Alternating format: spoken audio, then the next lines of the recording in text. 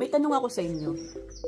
Na-experience nyo na ba yung may napanood kayo na video na sa sobrang traumatized nyo, hindi kayo makatulog?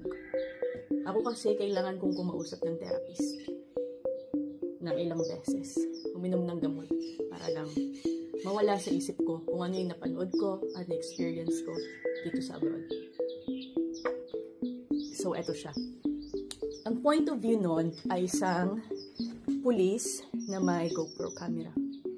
Isa siyang first responder nung Nova Festival noong October 7, 2023. Isipin mo pagka baba mo ng patrol car, ang bubungad sa'yo doon sa music festival venue, 380 na katao ang patay.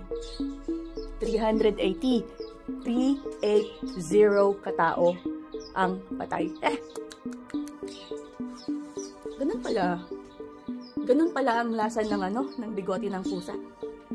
Teka, bababa ko lang siya. So, ganito siya. Ready na ba kayo? Hintutin ang face ko. Ganito siya. First of all, pagkababa niya, sumisigaw na siya, meron po bang tao dito na buhay? Walang sumagot.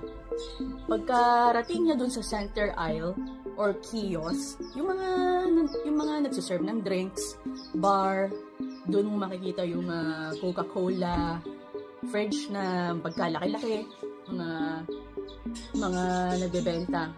Lahat yon nasa sahig, patay. Yung bungo niya, labas na, mata niya, luwa. Yung dito niya,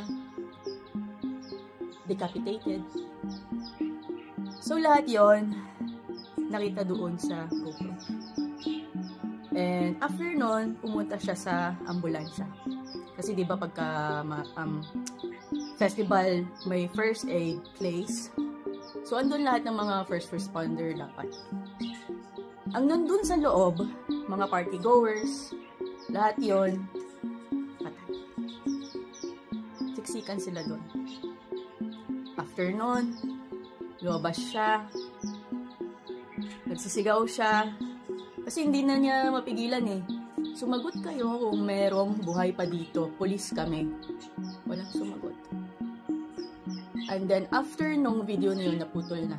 Ang sumunod na sinend sa akin is point of view ng mga tao na gumawa noon. Mga terorista. May GoPro sila. Ganon sila ka-well-funded. Isipin mo, 20 na portable toilets. Sa